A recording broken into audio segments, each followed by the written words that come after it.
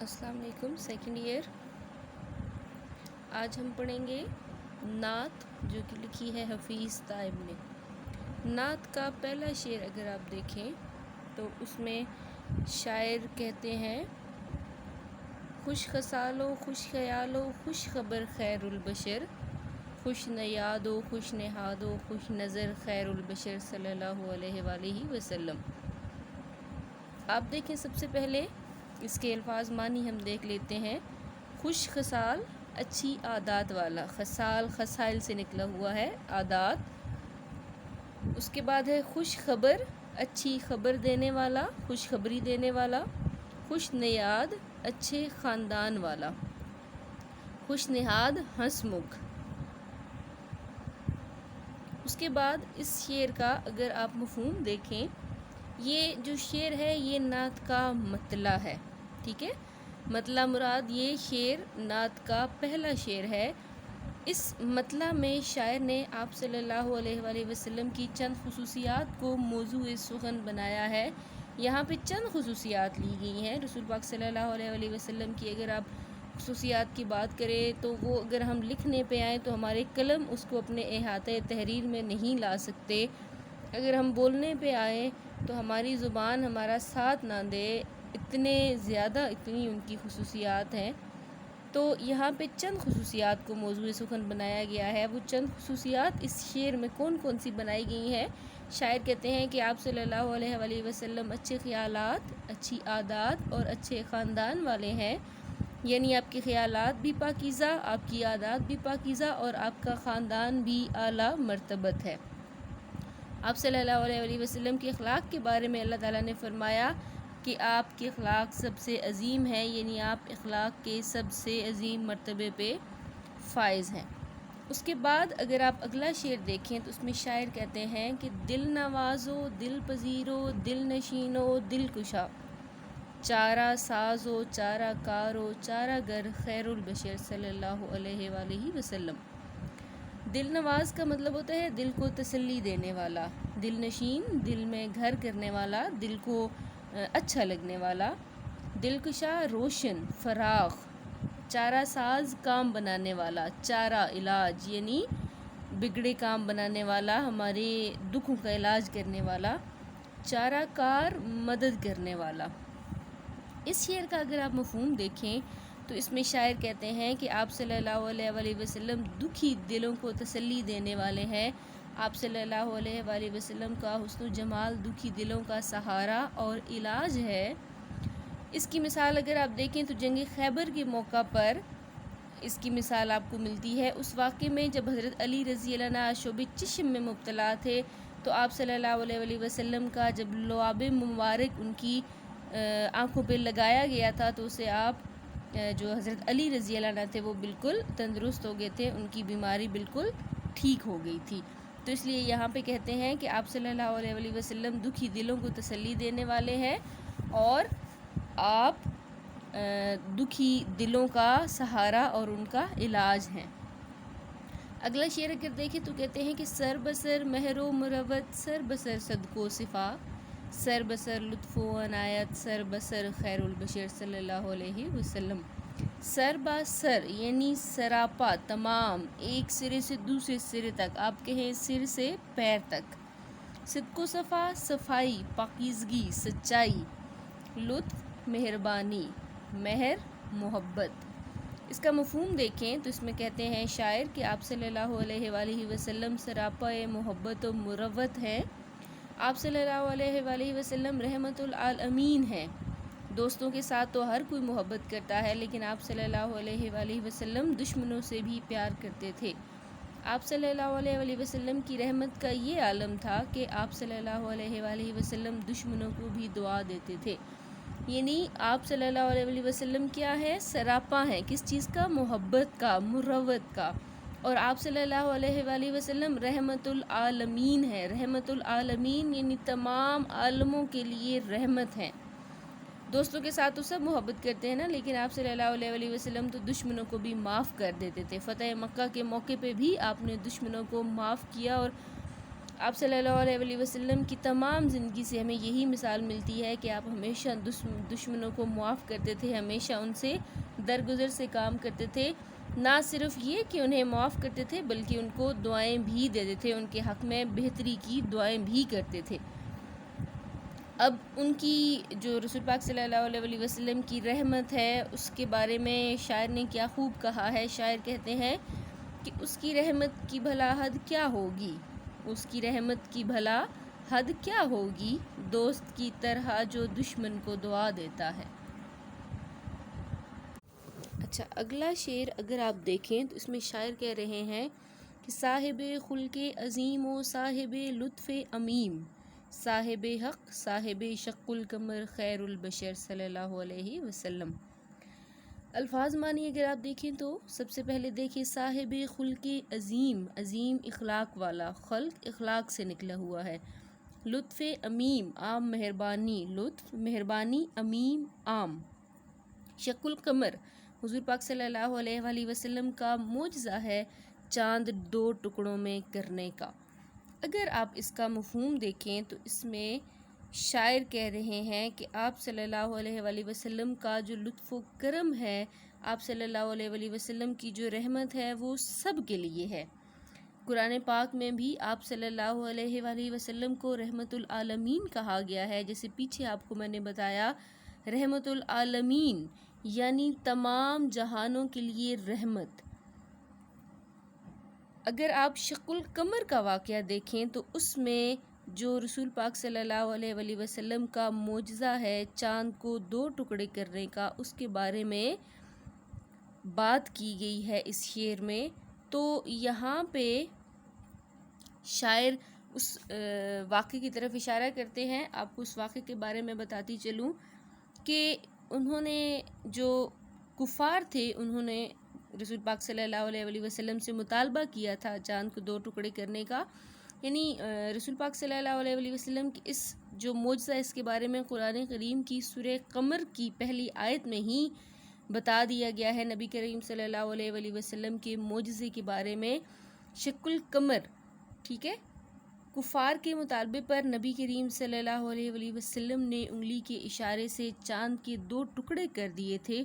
شق القمر کے بارے میں پیغمبر اسلام حضور نبی اکرم صلی اللہ علیہ وآلہ وسلم نور مجسم کا بڑا معجزہ ہونے کا دلچسپ نکتہ یہ ہے کہ بعض روایاتوں سے معلوم ہوتا ہے کہ کفار قریش کی طرف سے پیغمبر اکرم صلی اللہ علیہ وآلہ وسلم کے پاس شق القمر کی تجویز پیش کرنے کی علت یہ تھی، کیا وجہ تھی شق القمر کی تجویز پیش کرنے کی کہ چاند کو دو ٹکڑے کرنے کی، اس کے پیچھے جو کفار کی سازش تھی وہ کیا تھی وہ دیکھتے ہیں۔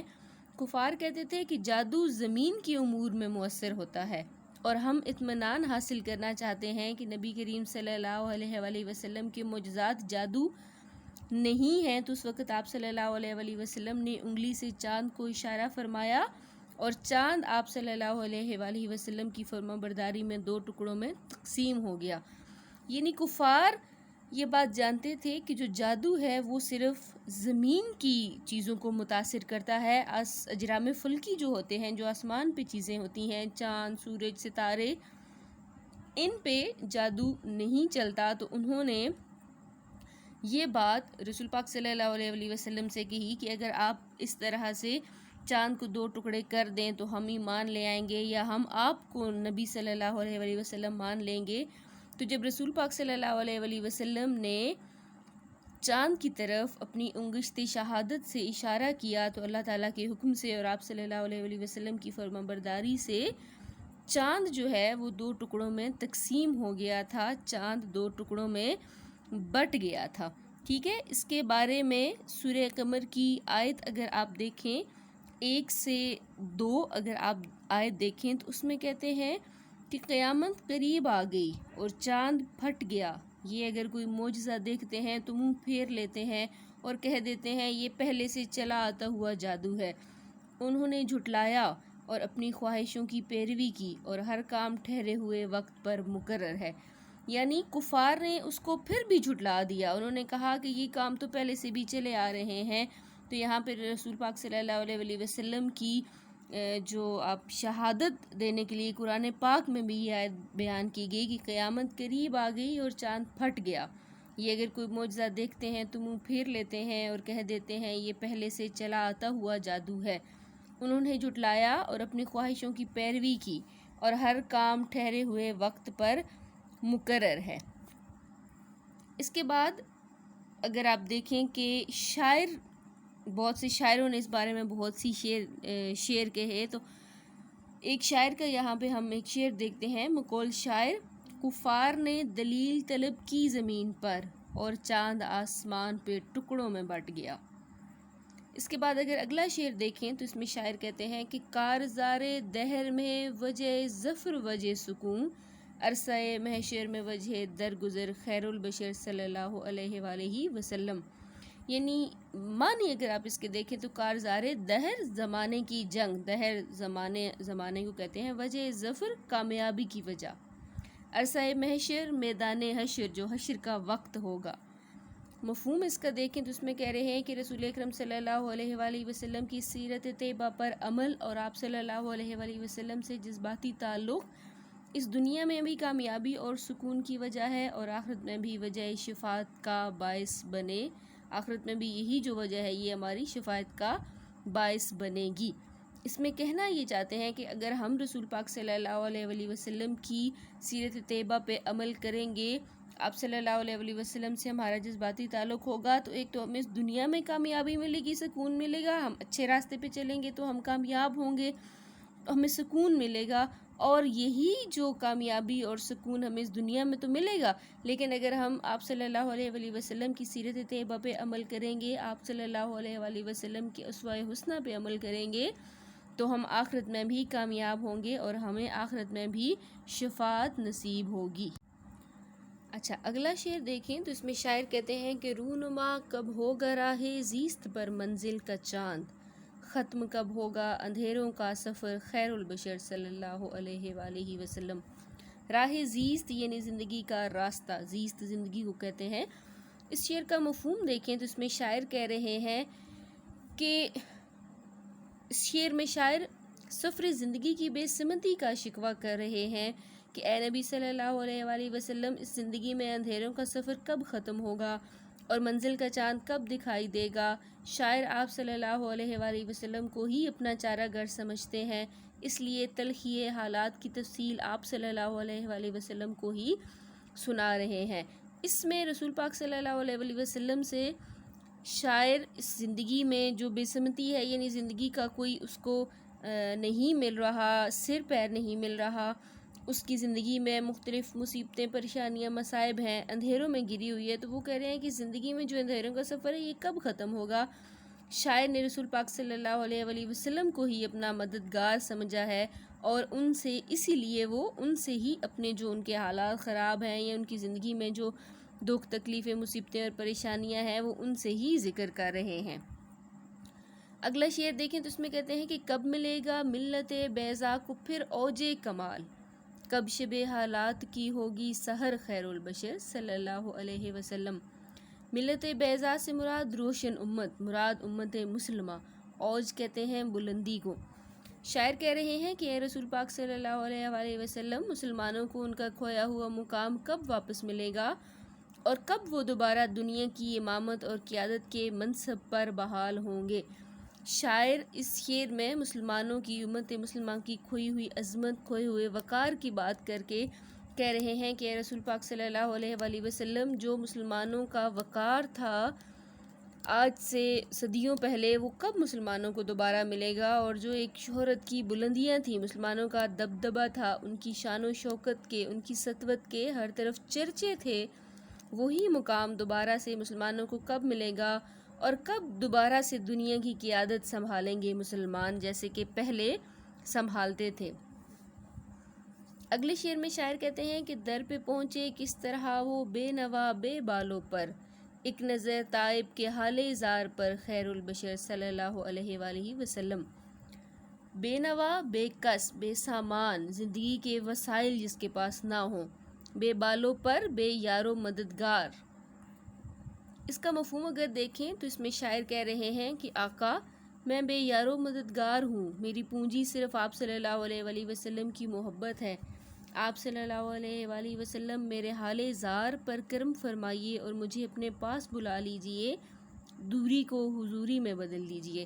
شاعر کہہ رہے ہیں کہ اے نبی کریم صلی اللہ علیہ وآلہ وسلم، میرے پاس دنیاوی وسائل نہیں ہیں، لیکن شاعر کو یہ امید ہے، ان کا یہ پکا یقین ہے کہ جب وہاں سے بلاوا آتا ہے تو دنیاوی وسائل ہونا نہ ہونا کوئی معنی نہیں رکھتا۔ رسول پاک صلی اللہ علیہ وآلہ وسلم کی محبت دل میں ہو تو انسان کا بلاوا، شاعر کہہ رہے ہیں کہ ہوتا ہے۔ تو وہ ہی شاعر کہہ رہے ہیں کہ میرے پاس دنیاوی وسائل نہیں ہیں، لیکن میرے دل میں آپ صلی اللہ علیہ وآلہ وسلم کی محبت ہے اور میرے دل میں تڑپ ہے، لگن ہے کہ میں آپ کے روزے پہ حاضری دوں، تو میرے اس حال پہ رحم فرمائیے، بلکہ نظر کرم کیجئے، کرم کی نظر کیجئے اور مجھے اپنے پاس بلا لیجئے۔ یہ جو دوری ہے اس کو ختم کیجئے اور اس دوری کو حضوری میں بدل دیجئے۔ شاعر نے اس بارے میں کیا خوب کہا ہے کہ حضور ایسا کوئی انتظام ہو جائے، حضور ایسا کوئی انتظام ہو جائے، سلام کے لیے حاضر غلام ہو جائے۔ امید ہے آپ کو اس نعت کی سمجھ آ گئی ہوگی۔ آپ پیپر میں اچھے طریقے سے اس نعت کے معنی کو، مفہوم کو، حوالے متن کو اور تشریح کو تحریر کرنے کے قابل اس لیکچر سے ضرور ہوں گے۔